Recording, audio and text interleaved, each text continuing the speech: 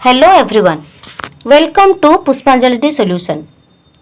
आज हम सिर्फ ट्रिगोनोमेट्री नहीं पढ़ेंगे, हम जानेंगे ट्रिगोनोमेट्री क्या है, इसे क्यों पढ़ना चाहिए, रियल लाइफ में इसका यूज़ कहाँ होता है, इंजीनियरिंग, एग्रीकल्चर एंड और रोज़गारों की ज़िंदगी में इनका क्या इम्पोर्टेंस है वो जानेंगे।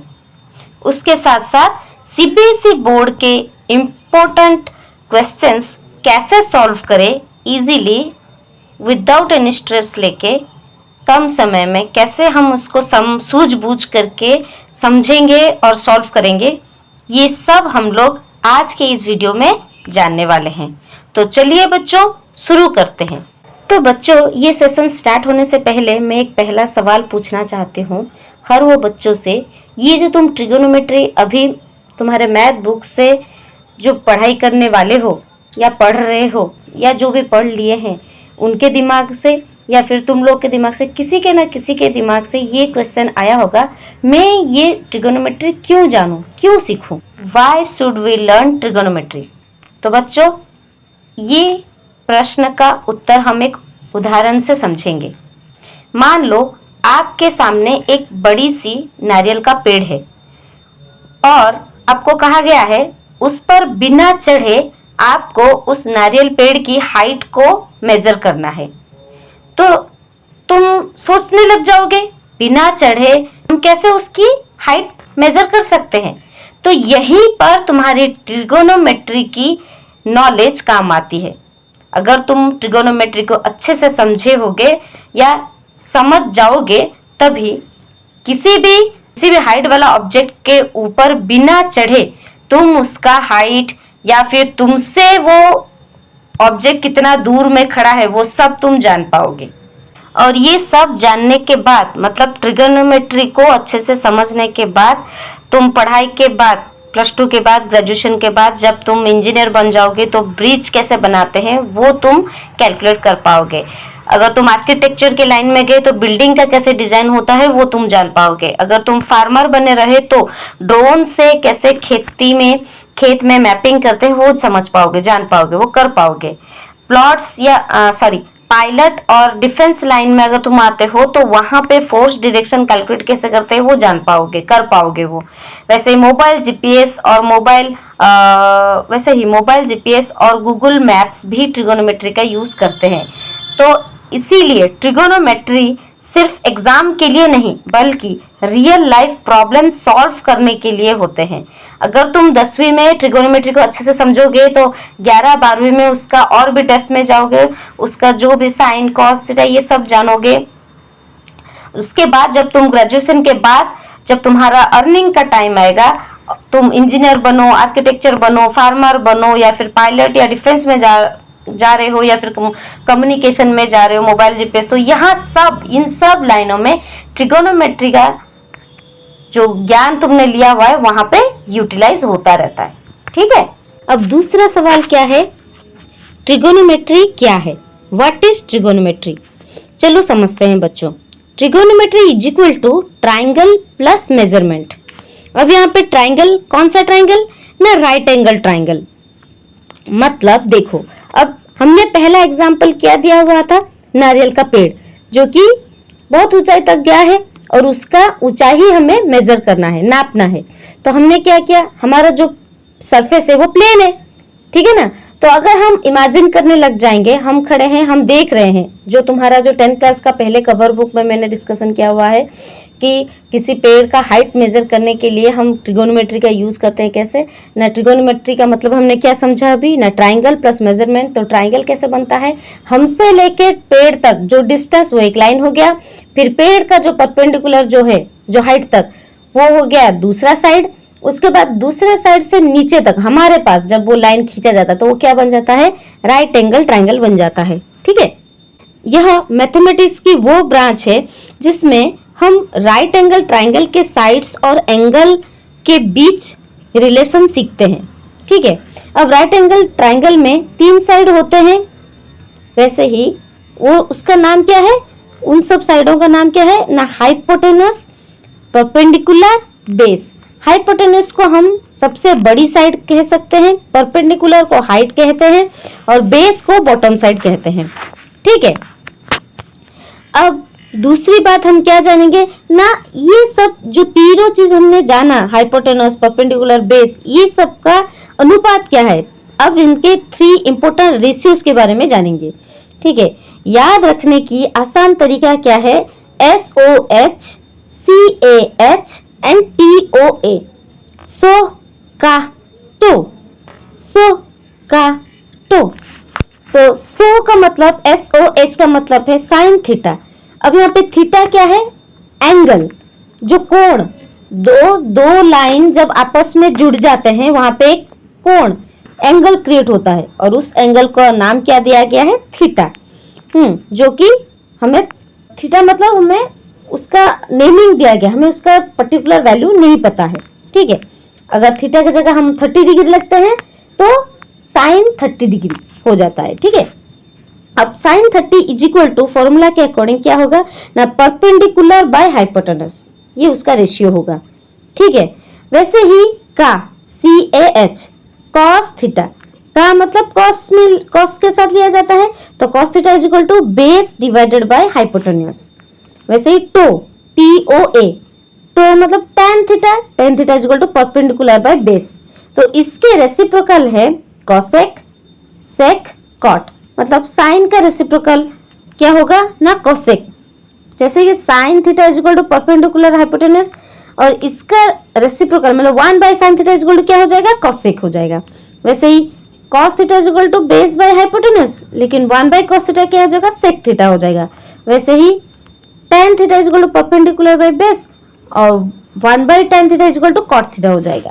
ठीक है, अब चलिए समझते हैं ट्रिगोनोमेट्री को एक रियल लाइफ एग्जाम्पल के ज़रिए।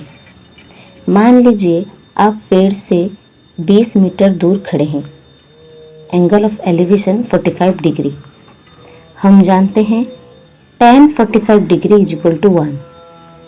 Formula tan theta is equal to height by distance.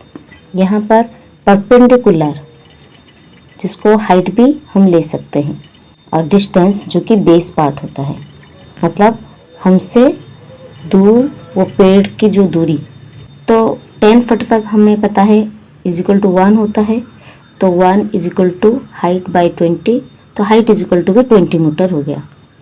तो देखिए बिना पेड़ पर चढ़े उसकी हाइट पता लग गई। यही है ट्रिगोनोमेट्री की पावर। अब तुम लोग के मन में ये सवाल आ रहा होगा, हम tan 45 ही क्यों ले, अगर थीटा 45 डिग्री है तो हम tan को क्यों कंसिडर करें। क्योंकि ये जो राइट एंगल ट्राइंगल है, जिसमें क्या गिवन है ना, हमको डिस्टेंस पता है, इसका बेस पता है। अगर डिस्टेंस या परपेंडिकुलर दोनों में से कोई एक चीज पता हो तो ही tan थीटा कंसिडर किया जा सकता है। लेकिन अगर गिवन डाटा में सिर्फ परपेंडिकुलर या फिर हाइपोटेन्यूस, इन दोनों में से कोई एक डाटा दे रहा हो, मतलब हाइपोटेन्यूस है, परपेंडिकुलर उसका हाइट पूछा जा रहा है, या फिर परपेंडिकुलर का वैल्यू दिया गया है और हाइपोटेन्यूस पूछा जा रहा है, मतलब पेड़ की ऊंचाई की जो पॉइंट है वहां से हम तक दूरी कितनी, ठीक है, मतलब C से A तक कितनी दूरी है। तो ये राइट एंगल ट्रायंगल अच्छे से देख लो। यहाँ पे small a, small b, small c, इसका जो 3 पॉइंट उसको नेमिंग हमने किया हुआ है इजीली अंडरस्टैंडिंग के लिए। तो जब भी कोई गिवन डाटा अगर बेस दिया गया हो और हमारा हाइपोटेन्यूस पूछा गया हो, तब हम लोग कॉस थीटा यूज करेंगे। अगर परपेंडिकुलर का वैल्यू दिया गया हो और हाइपोटेन्यूस पूछा गया हो, या फिर हाइपोटेन्यूस का वैल्यू दिया गया हो और परपेंडिकुलर पूछा गया हो, तो हम वहां पे साइन थीटा यूज करेंगे। लेकिन अगर बेस और परपेंडिकुलर के रिलेशनशिप में किसी एक का वैल्यू नहीं हो और थीटा दिया गया हो, तो वहां पे हम लोग टेन थीटा कंसिडर करेंगे। अगर इसमें और कोई डाउट है तो मुझे कमेंट सेक्शन में पूछ लेना। फिर चलो बच्चों, एग्रीकल्चर में कैसे ट्रिगोनोमेट्री का यूज होता है वो भी जान लेते हैं। जैसे कि खेत की लंबाई और ढलान मापना हो, या फिर ड्रोन मैपिंग करना हो, या फिर सोलर पैनल की सही एंगल जानना हो, इरिगेशन प्लानिंग कैसे करेंगे उसकी जानकारी हो, इन सभी में ट्रिगोनोमेट्री का यूज होता है। अगर तुम अच्छे तरीके से फंडामेंटल बेसिस पे ट्रिगोनोमेट्री को समझ गए तो यहाँ पे उसी का फॉर्मूला सूत्र व्यवहार करके हमारा रिक्वायर डाटा होता है, कैलकुलेट होता है, वो सब हम कर पाएंगे। ठीक है, अब जानते हैं इंजीनियरिंग एग्जाम्पल। इंजीनियरिंग में ट्रिगोनोमेट्री की पढ़ाई और उसको समझ के बाद हम कैसे अप्लाई कर सकते हैं। अगर आप मैकेनिकल इंजीनियरिंग करने जा रहे हो तो machine design, robot arm movement, CNC machine, इन सब में ट्रिगोनोमेट्री का यूज आता है। वैसे ही अगर आप सिविल इंजीनियरिंग करने जा रहे हो तो ब्रिज, बिल्डिंग, रोड डिजाइन, इन सभी में ट्रिगोनोमेट्री का व्यवहार किया जाता है। अगर आप इलेक्ट्रिकल इंजीनियरिंग में जा रहे हो या फिर चूज कर रहे हो तो इसमें आपको ट्रांसमिशन टावर, ये इसमें ट्रांसमिशन टावर के सब्जेक्ट में ट्रिगोनोमेट्री का यूज होता है। अगर आप स्पेस साइंस में इंक्लूड हो रहे हो, उसको चूज करो अपने करियर एज ए करियर, तो वहां पे सैटेलाइट पोजिशनिंग करने के टाइम ट्रिगोनोमेट्री का फॉर्मूला यूज होता है। अब बच्चों, वैदिक मैथमेटिक्स कनेक्शन क्या है, हम कैसे इजीली ट्रिगोनोमेट्री को सॉल्व कर सकते हैं। हाँ, वैदिक मैथमेटिक कैलकुलेशन को तेज बनाने में मदद करती है। तो जैसे कि sine 30 degree is equal to 1/2, इसका एक टेबल भी है जो मैं आपको शेयर करी हूँ इस वीडियो के माध्यम से, और बुक में भी है, तुम्हारे टेक्स्ट बुक में, उसको अच्छे से याद रख लेना, जैसे तुम लोग मल्टीप्लिकेशन याद रखे हो। और इससे क्या होता है ना, इजीली कैलकुलेशन हो सकता है कम समय में। वैसे cos 60 1/2 और tan 45 क्या हो गया, 1 हो गया, क्योंकि tan theta is equal to cos theta sine, क्योंकि tan theta is equal to sine theta by cos theta, तो 1/2 वो सब कट के 1/2 आ जाता है। तो tan 45 degree is equal to क्या हो गया, 1। इन वैल्यूज का रोज प्रैक्टिस करने से कैलकुलेशन स्पीड बढ़ती है। अब तुम लोग के मन में ये क्वेश्चन आ रहा होगा, सिर्फ 0 degree, 30 degree, 45 degree, 60 degree, 90 degree ही क्यों एंगल यहाँ पे कंसिडर किया गया है? क्योंकि तुम्हारे सिलेबस में 10 बोर्ड में सिर्फ यही एंगल को कंसिडर किया जा रहा है। जब तुम लोग हायर स्टडी करोगे, इंजीनियरिंग में जाओगे, वहाँ पे तुम्हें पर्टिकुलर वेरिएशन आएगा एंगल में। जैसे कि यहाँ पे 30 डिग्री है तो 22 डिग्री भी आ सकते हैं, 27 डिग्री भी आ सकते हैं। तो साइन 27 डिग्री तुम्हें ढूंढना है तो उसका इंजीनियरिंग एक कैलकुलेटर भी प्रोवाइड करता है जिसमें वहाँ पे कैलकुलेशन किया गया है। ठीक है, अगर इस बारे में तुम और भी डेप्थ जाना चाहते हो तो मुझको कमेंट सेक्शन में सिर्फ एंगल और साइन cos tan का जो एंगल का जो कैलकुलेशन किया जा रहा है, 30 डिग्री नहीं, अगर 27 हो या 22 हो तो कैसे वैल्यू निकालेंगे, तो मुझे कमेंट करके बताने से मैं इसका अलग एक वीडियो बना के तुम लोग को शेयर कर दूंगी, अगर जानने का जिज्ञासा है तो। इसके साथ साथ चलिए बच्चों, ट्रिगोनोमेट्री को लेके कैरियर अपॉर्चुनिटीज क्या है वो थोड़ी सी जानकारी रख लेते हैं। पहले से तो मैंने बताया है, फिर से और एक बार बता रही हूँ, क्योंकि पढ़ाई के लिए आजकल के टाइम में सभी पढ़ रहे हैं, लेकिन क्यों पढ़ रहे हैं, आगे चल के हमारा क्या मदद कर सकता है, हमारे करियर में कैसे हेल्प कर सकता है, और हम सबसे बड़ी जो नीड है आजकल के टाइम में, मनी कैसे अर्न कर सकते हैं, वो उसी के लिए मैं बार बार ये करियर अपॉर्चुनिटीज जो हम पढ़ रहे हैं उसी को ऐड करके बता रही हूँ। ठीक है, अगर आप ट्रिगोनोमेट्री अच्छी तरह सीखते हैं तो यह आगे चलकर मदद करेगी, किसमें ना, अगर आप इंजीनियरिंग चूज कर रहे हो और उसमें आप मैकेनिकल इंजीनियरिंग लेते हो तो ये आपको हेल्प करेगा। मैकेनिकल इंजीनियरिंग में भी ये हेल्प करता है ट्रिगोनोमेट्री, सिविल इंजीनियरिंग में भी हेल्प करता है, architecture, defence, surveying, drone technology, robotics, artificial intelligence, space research, agriculture technology. Basically जो बच्चों को मैथ बहुत अच्छा लगता है या फिर जो बच्चे मैथ से जुड़ाव रखते हैं, तो हमारे यहाँ पे हमारे एजुकेशन सिस्टम में जो मैथ को ज़्यादा पसंद करता है या फिर मैथ से ही आगे बढ़ना चाहता है, तो इंजीनियरिंग हो या फिर civil engineering, mechanical engineering, civil engineering, agriculture, architecture, agriculture, defence, surveying, drone technology, robotics, artificial intelligence, computer में भी ये हेल्प करता है। स्पेस रिसर्च, एग्रीकल्चर टेक्नोलॉजी, ये सब में ये यूज करता है। अगर आप डॉक्टरी लाइन में जाते हो तो यहाँ पर मैथ की कोई रिक्वायरमेंट नहीं होती, बस तुम्हें 10th तक ये डिसाइड करना पड़ता है कि तुम फ्यूचर में जाके PCM या PCB लोगे। PCM मतलब फिजिक्स, केमिस्ट्री, मैथ, ठीक है। तो अगर मैथ, जो बच्चे मैथ से जुड़े रहना चाहते हैं या फिर करियर मैथ से बनाना चाहते हैं तो वो PCM करके चूज कर सकते हैं। अगर कोई डॉक्टरी चूज करना चाहता है तो वो PCB, फिजिक्स, केमिस्ट्री, बायोलॉजी।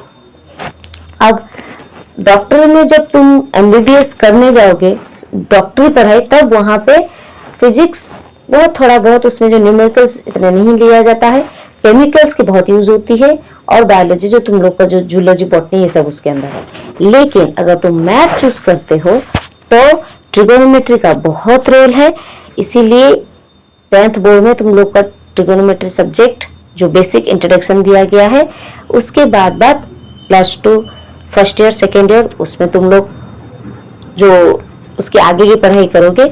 उसके साथ साथ तुम अगर इंजीनियरिंग में जा रहे हो तो मैकेनिकल इंजीनियरिंग, सिविल इंजीनियरिंग, ये सब लाइन में तुम जा सकते हो। चलेगा कैसे ट्रिगोनोमेट्री में हेल्प कर रहा है, ठीक है। अब अंत में बस यही कहना चाहती हूँ, हमेशा याद रखना, मैथ सिर्फ एग्जाम पास करने के लिए नहीं है। मैथ हमें रियल लाइफ प्रॉब्लम्स सॉल्व करना सिखाती है। जब आप किसी टॉपिक का पर्पस समझ लेते हैं तो उसे याद रखना भी आसान हो जाता है।